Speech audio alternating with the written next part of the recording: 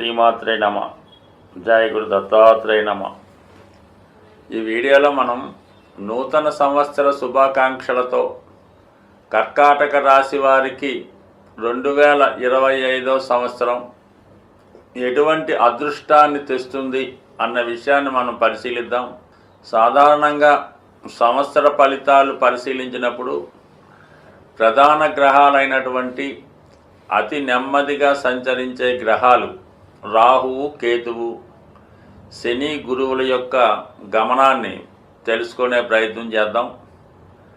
మరి ఈ రాశి వారికి, కర్కాటక రాశి వారికి ఈ సంవత్సరంలో జరుగుతున్నటువంటి అదృష్టం ఏంటంటే నిజంగా ఒక శుభవార్త లాంటిదే. ఈ రాశి వారికి గత 2 సంవత్సరాలుగా అష్టమ స్థానంలో సంచరిస్తున్నటువంటి శని భగవానుడు జాతకుడికి చాలా విధాలుగా ఇబ్బంది కలగడం జరిగింది.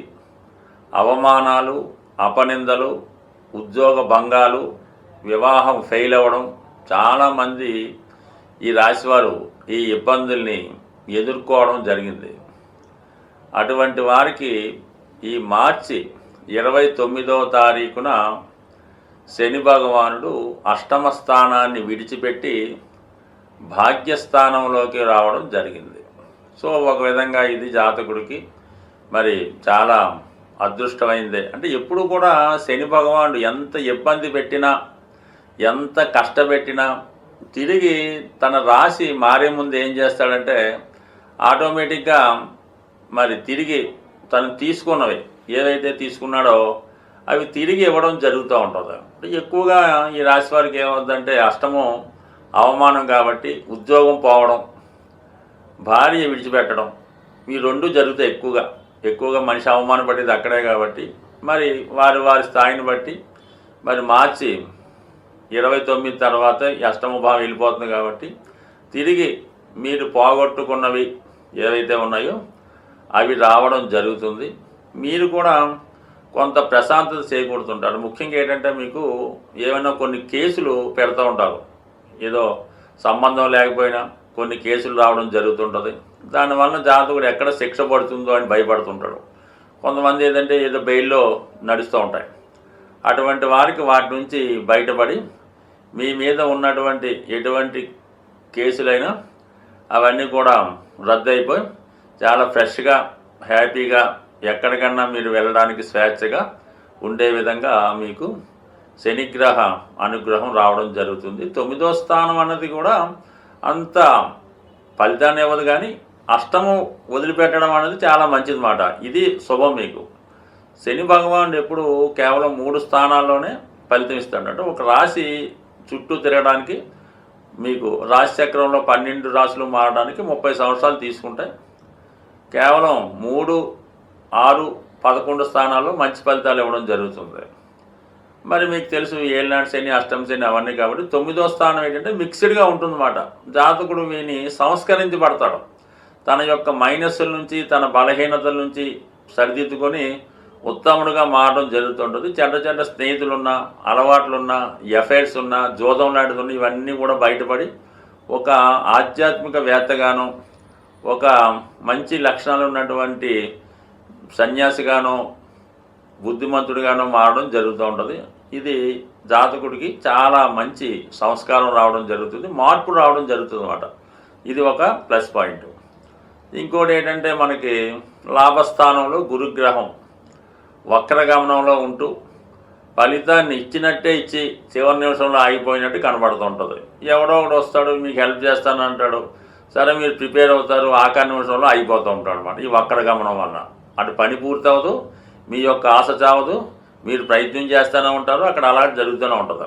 ఇప్పుడు ఏమైంది, మీకు ఫిబ్రవరి 4వ తారీఖున గురువు రుజుమార్గంలోకి రావడం వల్ల మీకు ఫైనల్ అవుద్ది. అసలు మనకు వస్తుందా రాదా, ఈ పెళ్లి సంబంధం కుదురుతుందా కుదరదా, ఈ ఉద్యోగం వస్తుందా రాదా, ఫైనల్ అవుతుంది.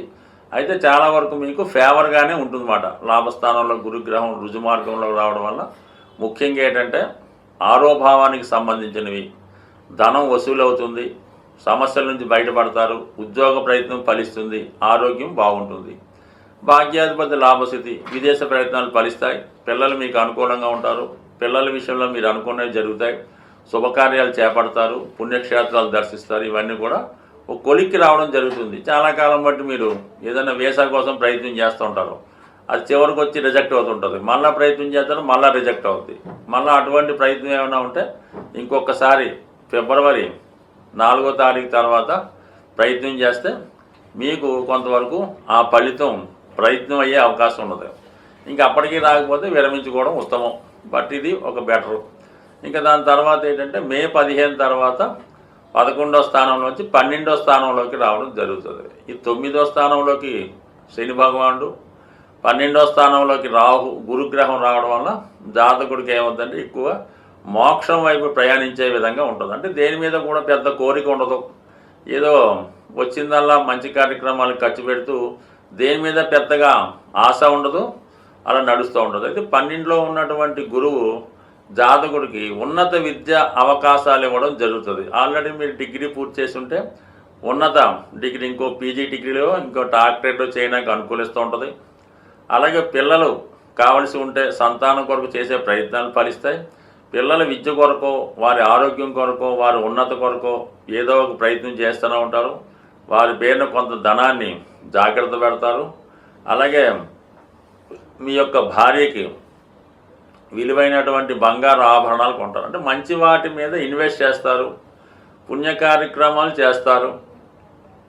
ఎవరికైనా ఏమైనా ఇవ్వాల్సి ఉంటే అవి ఇచ్చేసి చక్కగా హ్యాపీగా ఉంటారు. అంటే 4, 8, 12 భావాలు యాక్టివేట్ అవుతాయి.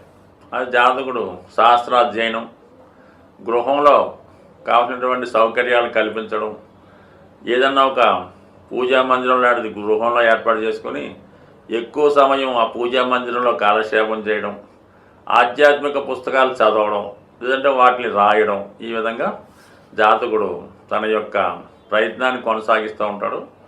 ఉద్యోగం అయి చేసేవారి పరిస్థితి వేరుగా ఉంటుంది. వాళ్ళకి విదేశ ప్రయత్నాలు ఫలిస్తే అనుకూలంగా ఉంది, బాగుంది. మొత్తం మీద గురువు 12లోకి వచ్చినప్పుడు కూడా ఒక విధమైనటువంటి మనశ్శాంతిని ఇవ్వడం జరుగుతుంది. ఇక మిగిలిన గ్రహాలు ఏంటంటే రాహువు, కేతువు. ఇందులో మనకి కేతువు 3వ స్థానంలో ఉండడం జరుగుతుంది. 3వ స్థానం విక్రమ స్థానం, పాపగ్రహాలకు మంచిది. మంచివారి సలహాతో ముందుకు వెళ్తున్నారు. మీ యొక్క అవసరాలకు ఎవడో ఒకటి సహకరించి ఆ ప్రయత్నం కానిస్తూ ఉంటారు.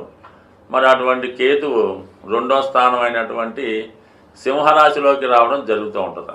ఇప్పుడు ఏమైందంటే ఆటోమేటిక్గా మరి అసలే 2వ స్థానం మీకు సింహరాశి, అగ్నితత్వ రాశి. అందులోకి మరో అగ్నితత్వ గ్రహం అయినటువంటి కేతువు ప్రవేశించాడు. అంటే కేతువు కూడా కుజుడు లాంటివాడు కాబట్టి మరి కుటుంబ స్థానంలో కుజుడు కుటుంబ సభ్యుల మధ్య విభేదాలు, ఈగో ప్రాబ్లమ్స్ రావడం జరుగుతుంది. వారు మిమ్మల్ని విమర్శించే ప్రయత్నం చేస్తూ ఉంటారు అనమాట. మీరు ఏం చేసినా కూడా మీ కుటుంబ సభ్యుల నుంచి వ్యతిరేకత వస్తూ ఉంటుంది. ఇలా చేస్తున్నారు ఎందుకు, అలా చేయండి, మీ మాట చెప్పిన మాట వినకపోవడం, ప్రతి విషయంలో మిమ్మల్ని డామినేట్ చేయడం జరుగుతూ ఉంటుంది. మీరు మంచి చెప్పినా వారు వేరే విధంగా అర్థం చేసుకోవడం జరుగుతూ ఉంటుంది. అయితే ఇందులో ఒకటి ఏంటంటే మీ కుటుంబ సభ్యులు కొంతమంది మీ మీద ఎవరైతే ఆధారపడి ఉంటారో వాళ్ళు స్వతంత్రులై మరి మీ కుటుంబాన్ని విడిచిపెట్టి, అంటే వారికి ఉద్యోగం రావచ్చు, చదువు నిమిత్తం పెళ్లి చేసుకోనో మరి వేరే ప్రాంతానికి వెళ్ళి మిమ్మల్ని మీకు అంటే మీ యొక్క బాధ్యత నుంచి వాళ్ళు తప్పుకుంటారు. వ్యక్తిగతంగా వాళ్ళు బతికే ప్రయత్నం చేస్తూ ఉంటారు. సో ఏదైనా కుటుంబం స్ప్లిట్ అవుతుంది. కుటుంబ ఖర్చులు ఒక విధంగా పెరుగుతాయి, ఒక విధంగా తగ్గుతాయి. ఏదన్నా అది దీన్ని బట్టి ఉంటుంది. మొత్తం మీద ఏంటంటే కొంతవరకు జాతకుడు మాట్లాడే విధానంలో చాలా వరకు కోపం తగ్గించుకొని ప్రశాంతంగా మాట్లాడితే మంచిది. ఏదైనా 2వ స్థానంలో పాపగ్రహం కుటుంబ తగాదాలకు కారణం అవుతుంటుంది. ఇక ఫైనల్గా మనకి 9వ స్థానంలో ఉన్నటువంటి రాహు, ఇదే అత్యంత ప్రమాదకరంగా అష్టమంలోకి రావడం జరుగుతుంది. అష్టమంలోకి మరి మే 18వ తారీఖున అష్టమంలోకి రాహుగ్రహం రావడం జరుగుతుంది. అంటే అప్పటిదాకా ఉన్నటువంటి శని భగవానుడు మార్చి 29 వెళ్ళిపోయి అమ్మయ్య అనుకునే లోపులోనే మరి సుమారుగా ఒక 50 రోజుల్లో ఈ రాహుగ్రహం రావడం జరుగుతుంది. మరి అష్టమంలో రాహు ఏంటంటే రహస్య కార్యకలాపాలు జరుగుతూ ఉంటాయన్నమాట. చాలా కాలంగా మీరు ఏదో రహస్యంగా దాచాలనుకున్న విషయం బహిర్గతం అయ్యే అవకాశం ఉంది. ఎప్పుడో జరిగిపోయినటువంటి విషయాన్ని ఇప్పుడు వెలుగులోకి రావడం వల్ల మిమ్మల్ని అన్పాపులర్ చేసే ప్రయత్నం చేస్తారు.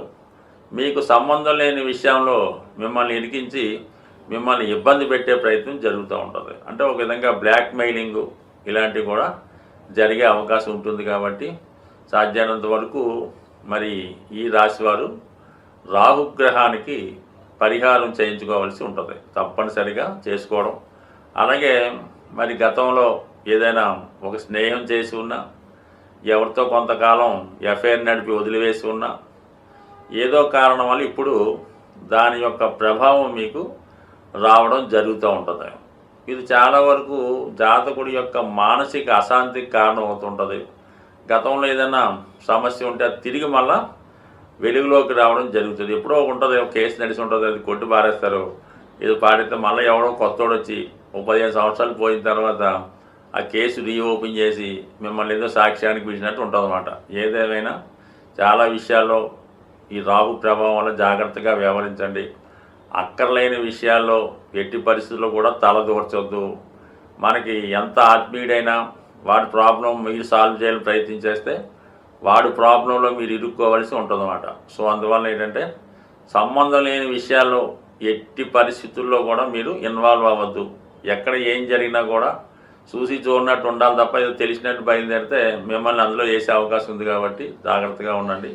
నిరంతరం అమ్మవారి యొక్క ధ్యానంలో అమ్మవారి ఆరాధన చేసుకుంటూ చక్కగా ఈ లలితా సహస్రనామం చదువుకుంటూ మీ పని మీరు చేసుకుంటే ఉత్తమం. ఇతరుల విషయాల్లో ఏలు పెడితే మాత్రం ఖచ్చితంగా ఇబ్బంది పడే అవకాశం ఉంది. స్వస్తి.